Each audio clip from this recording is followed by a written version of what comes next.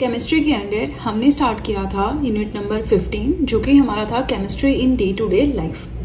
Polymers क्या होते हैं, प्लास्टिक क्या है, ये प्रीवियस पार्ट में हम पढ़ चुके हैं। आज का हमारा सेकंड पार्ट है इस यूनिट का।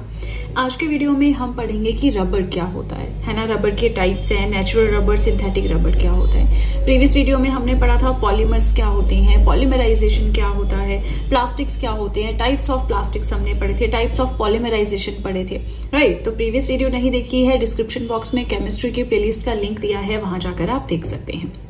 चलिए स्टार्ट करते हैं विद टुडेज टॉपिक जो कि है रबर। वीडियो के साथ नोट्स मेकिंग अपनी करते रहें। तो रबर से आप क्या समझते हैं, इरेजर होता है हमारे पास, तो हम उसको शुरू से रबर बोलते आए हैं, है ना। तो बस वैसा ही कुछ है। ये एक नेचुरल पॉलीमर होता है। पॉलीमर क्या होता है, जो बहुत छोटे छोटे आइडेंटिकल मॉलिक्यूल से मिलकर बना है। इसके लिए मैंने आपको एग्जांपल बताई थी मोतियों की माला। जैसे ये आपके मोतियों की मान लीजिए 50 मोतियों की माला है, सेम व्हाइट कलर के मोती हैं सारे के सारे।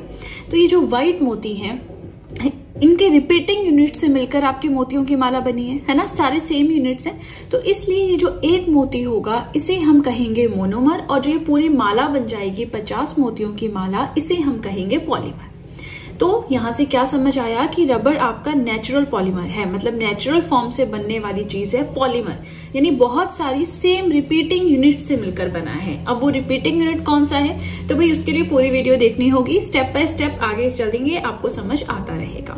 सबसे पहले ये जो रबर है कहाँ से हम ऑब्टेन करते हैं, तो कुछ स्पेशल, कुछ अलग तरह के ट्रीज होते हैं जो इक्वेटोरियल एवरग्रीन फॉरेस्ट, सदाबहार जो जंगल होते हैं इक्वेटर के आसपास, वहां पे पाया जाता है। अब ये जो ट्रीज हैं इनसे मिल्क निकाला जाता है, मतलब इन पे कट लगाते हैं और सफेद कलर का कुछ मिल्क सा बाहर निकलता है, जिसे हम लेटेक्स कहते हैं, है ना। आपने वैसे भी कई बार देखा होगा, मतलब पहाड़ी जो इलाके हैं वहां तो कॉमन होता है, जैसे पेड़ काटते हैं तो उसमें से कुछ ट्रांसपेरेंट सी एक लिक्विड सी चीज निकल रही होती है बाहर, जिसको गोंद बोलते हैं, है ना। तो उसके लिए फिर एक डब्बू से वहां पे लगाए थे, उस गोंद को इकट्ठा कर रहे होते हैं। अगर आप किसी हिमालयन स्टेट से बिलोंग करते हैं, आपने देखा होगा, otherwise I don't know south या नीचे वाली साइड में क्या रहता है।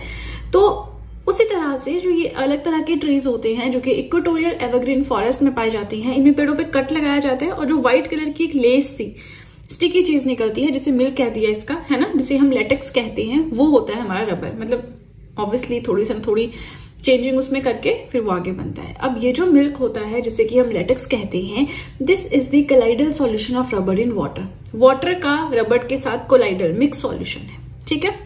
अब देखिए पहले के टाइम में ये यूज होता था पेपर के ऊपर जो ग्रेफाइट के निशान है उसे मिटाने के लिए। अच्छा, मैंने आपको एक चीज बताई थी, ये जो मैंने पेंसिल पकड़ी है, ये जो इसकी टिप है आप यहाँ पे देखेंगे, है ना। तो ये हम बोलते हैं लेड पेंसिल है, ये लेड है, ये लेड नहीं होता, ये ग्रेफाइट होता है ना। लेड पेंसिल क्यों बोलते हैं इसको, तो उसके लिए हमने प्रीवियस पढ़ा था कि पहले लेड यूज होता था, है ना। तो उस टाइम से ये चीज हम बोलते आ रहे लेड पेंसिल, बट ये जो इसकी टिप है ये ग्रेफाइट की बनी हुई है, ठीक है। तो ग्रेफाइट के जो निशान व्हाइट पेपर पे आते थे उसे इरेज करने के लिए हम इसका यूज करते थे, नो डाउट आज भी करते हैं। लेकिन आज सिर्फ इतना ही यूज इसका नहीं है, और भी बहुत सारी इसकी प्रॉपर्टीज को अगर हम इंप्रूव कर दें, जैसे इलास्टिसिटी है या इसकी वाटर होल्डिंग कैपेसिटी है, बहुत सारी प्रॉपर्टीज को कंट्रोल करके, चेंज करके, ऑल्टर करके हम इसे इंडस्ट्रियल पर्पजेस के लिए भी यूज कर सकते हैं, ठीक है। नेक्स्ट हमारा आ जाता है कि पहले के टाइम में रबर हम कहाँ से ऑब्टेन करते थे।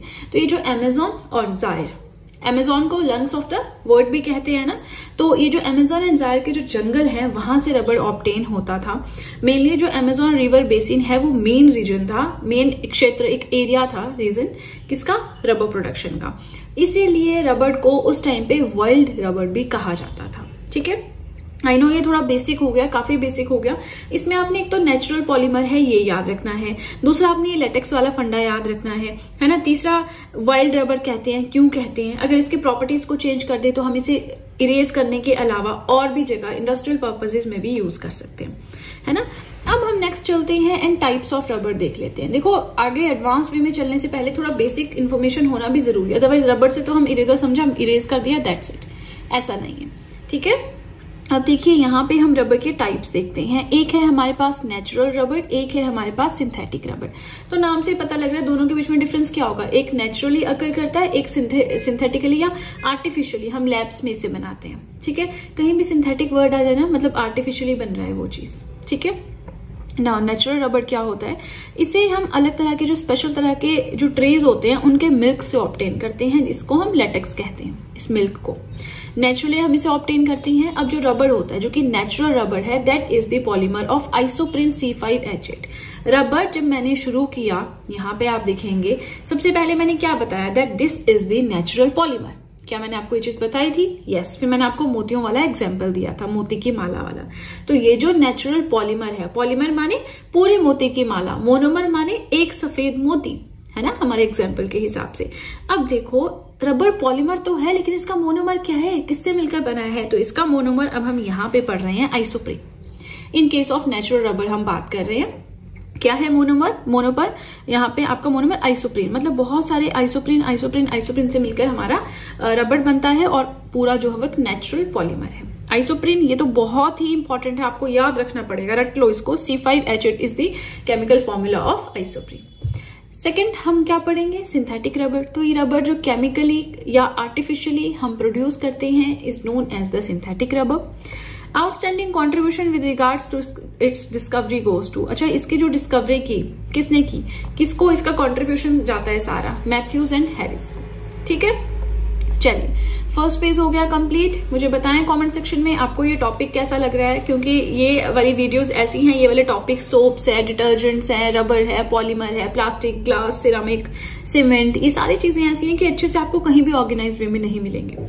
इसलिए कोशिश कर रही हूँ कि बहुत अच्छे से, छोटे छोटे टॉपिक्स हैं लेकिन कोशिश कर रही हूँ कि बहुत अच्छे से मैं यहाँ पे आपको पढ़ाऊं, राइट। तो आप मुझे फीडबैक दे सकते हैं कमेंट सेक्शन में। वीडियो पसंद आ रही हो लाइक जरूर कीजिएगा। इसी के साथ आप सब चाहें तो मुझे इंस्टाग्राम पे फॉलो कर सकते हैं, आप सब चाहें तो मुझे टेलीग्राम अकाउंट पे ज्वाइन कर सकते हैं। दोनों चीजों का लिंक मैंने डिस्क्रिप्शन बॉक्स में दे रखा है।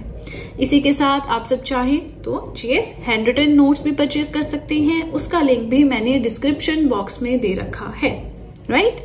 चलिए तो अब सीधे चलते हैं अपने सेकेंड पेज की ओर। यहाँ पे natural rubber and synthetic rubber को थोड़ा सा और एक्सप्लेन करके हम पढ़ेंगे। नेचुरल रबर जो आपका होता है प्लांट्स के लेटेक्स से हमें मिलता है। लेटेक्स समझ गए आप, milk of the plant, special तरह के जो एवरग्रीन इक्वेटोरियल फॉरेस्ट में पाए जाते हैं। तो ये कहाँ से आता है, प्लांट्स के लेटेक्स से आता है, जिसे कि हम पैरा रबर ट्री बोलते हैं। पैरा रबर ट्री ऐसा ट्री है जिसमें से आपको रबर मिलेगा, ठीक है। अब ये जो ट्री है ये जाना जाता है for being strong, flexible and heat resistant. ऐसा ट्री है जो बहुत स्ट्रॉन्ग होता है, फ्लेक्सिबल है एंड हीट को रेजिस्ट करता है, इस तरह का ट्री है। इसे जो है इंडिया रबर भी कहा जाता है। प्रिपरेशन मेथड्स इसके क्या हैं हम डिटेल में नहीं पढ़ेंगे, लेकिन इतना सा पता होना चाहिए कि अगर नेचुरल, अब देखो नेचुरल आता तो थोड़ी नेचुरल उठाया वहां से और यूज करने लग गए, ट्रे से हटा लिया और यूज करने लगे, थोड़ी सी मॉडिफिकेशन तो करनी पड़ती है ना। तो कौन कौन से मेथड्स हैं जिसके थ्रू हम नेचुरल रबर को बना सकते हैं। रबर टैपिंग है, यहाँ पे मेस्टिकेशन है, कैलेंडरिंग है, तो ये आपने थोड़ी सी टर्म्स याद रखनी है ना। दोनों तरह के यानी जो नेचुरल रबर है, सिंथेटिक रबर है, इन दोनों तरह के रबर्स में डिफरेंस क्या आता है, like how they are produced. ये नेचुरली अकर करता है, ये हमें लैब में बनाना पड़ता है आर्टिफिशियली, ये डिफरेंस लाई करता है ना। चलिए हमने वल्केनाइजेशन ऑफ रबर भी पढ़ना है आज की वीडियो में, छोटा सा टॉपिक है, हम साथ में ही पढ़ लेंगे ना। सिंथेटिक रबर्स की हम बात करते हैं तो इसे हम आर्टिफिशियली ऑब्टेन करते हैं। इसके एग्जांपल्स आ गए आपके पास, नियोप्रीन है, ब्यूना एन है और थियोकोल रबर है, ठीक है। अब देखो जो सिंथेटिक रबर्स है ना, ये प्रोड्यूस किए जाते हैं या हम कहाँ से ऑब्टेन करते हैं इनको, जो पेट्रोलियम एंड नेचुरल गैस के जो सोर्सेज होते हैं वहां से हम यूज करके बना सकते हैं सिंथेटिक रबर। अब ये जो मैंने आपको तीन बताए, नियोप्रीन, ब्यूना एंड थियोकोल रबर, ये तीनों बहुत इंपॉर्टेंट है, इसलिए थोड़ा थोड़ा हम इनके बारे में जानेंगे, ठीक है। पर आपको ये पता होना चाहिए कि अच्छा again natural rubber is the polymer of isoprene. Formula फटाफट से बताएं कमेंट सेक्शन में। मतलब आइसोप्रीन मोनोमर है, रबर पॉलीमर है। बहुत सारे आइसोप्रीन्स आइडेंटिकल से मिलकर क्या बना है, आपका रबर बना है, which is a polymer, right. अब देखो यहाँ पे नियोप्रीन देखें तो ये बनता है बाय द पॉलीमराइजेशन ऑफ, मतलब नियोप्रीन कोई बड़ी चीज है जो क्लोरोप्रीन की पॉलीमराइजेशन से बनेगी। बहुत सारे क्लोरोप्रीन इकट्ठे होंगे जो आइडेंटिकल होंगे, उनसे फिर नियोप्रीन बनेगा, which is a synthetic rubber. क्या है इसका फॉर्मूला, 2-chlorobuta-1,3-डाइन, ठीक है। ये जो कन्वेयर बेल्ट्स होती हैं, इलेक्ट्रिकल केबल्स होती हैं, उन्हें बनाने में यूज होता है नियोप्रीन। फिर आता है ब्यूना एन, ये बनता है by the polymerization of 1,3 butadiene and acrylonitrile, ठीक है।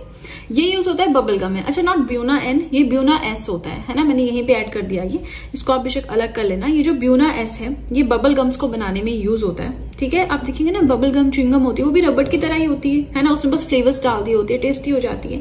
तो किसके, ब्यूटाडीन स्टाइरिन रबड़ हम इसे बोलते हैं, किसको, ब्यूना एस को, जिससे मिलकर बबल गम आपकी बनती है। नेक्स्ट आता है थियोकोल। ये बनता है by the reaction of dichloroethane and polysulfide. ये यूज होता है बड़ी बड़ी पाइप्स जो क्रूड ऑयल को कैरी करती हैं इधर से उधर, उसे बनाने में यूज होता है, ठीक है। ये चीज थोड़े से, ये वाली जो चीजें होती है ना, ये जो यूजेस होते हैं यहां से क्वेश्चन आ जाते हैं, तो आपको ध्यान रखना होता है, राइट। ये हमारा आज का लास्ट छोटा सा सब टॉपिक एंड देन हमारी video complete. Vulcanization of rubber. ये वल्केनाइजेशन क्या होता है, तो ये एक ऐसा प्रोसेस है जिसमें हम रबर को हीट करते हैं सल्फर के साथ, यानी सल्फर को भी हम मिक्स करेंगे रबर के साथ। क्यों, ताकि इसकी रेजिस्टेंस एंड इलास्टिसिटी इंक्रीज हो जाए। इलास्टिसिटी माने जो लचीलता होती है, रबर देखो कैसा होता है, लचीला सा, फ्लेक्सिबल सा, है ना। एंड रेजिस्टेंस यानी रोकना किसी चीज को, हम रेजिस्टेंस पढ़ते हैं करंट में, रेजिस्टेंस है ना, तो मतलब रोकना, बहाव को रोकना, तो उस चीज के लिए भी यूज होता है। अब वल्केनाइजेशन क्या हुआ, it is a process in which rubber is heated with sulphur to improve its resistance and elasticity. अब जो हमें वल्केनाइज्ड रबर मिलता है स्ट्रॉन्ग होता है, ज्यादा रेजिस्टेंट होता है केमिकल्स के लिए एंड हाई टेम्परेचर को विदस्टैंड कर सकता है, ठीक है। चलिए, इसी के साथ हमारा ये जो आज का टॉपिक था रबर हो गया कंप्लीट। कोई भी डाउट हो कमेंट सेक्शन में पूछ सकते हैं। वीडियो पसंद आ रही हो लाइक जरूर कीजिएगा। इसी के साथ देखिए, आप सब चाहें तो नोट्स परचेज कर सकते हैं, लिंक मैंने आपको ऑलरेडी बता दिया है, डिस्क्रिप्शन बॉक्स में है। वीडियो पसंद आए लाइक जरूर कीजिएगा, चैनल को जरूर सब्सक्राइब करें, बेल आइकन को प्रेस करें, सो दैट मैं जैसे ही कोई वीडियो अपलोड करूं सबसे पहले नोटिफिकेशन आपके पास पहुंचे। प्लस जो भी आपके फ्रेंड्स हैं जो भी गवर्नमेंट एग्जाम्स के लिए प्रिपेयर कर रहे हैं उनके साथ भी मेरे चैनल का लिंक जरूर शेयर करें, so that in hand written notes का उन्हें भी कुछ फायदा हो सके। तो चलिए फ्रेंड्स, आज के लिए इतना ही। अब हम मिलेंगे नेक्स्ट वीडियो में। So that's it and see you soon.